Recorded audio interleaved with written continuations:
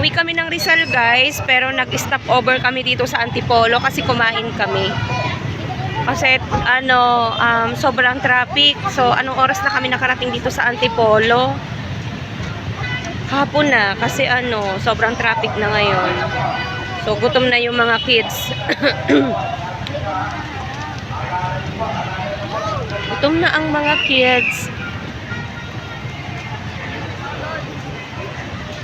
Nag-stop over kami dito sa Antipolo.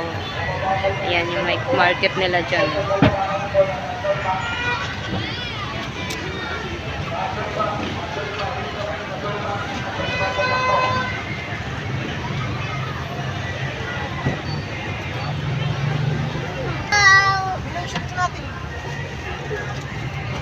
Hello! Ayan si Ice Cream Yummy.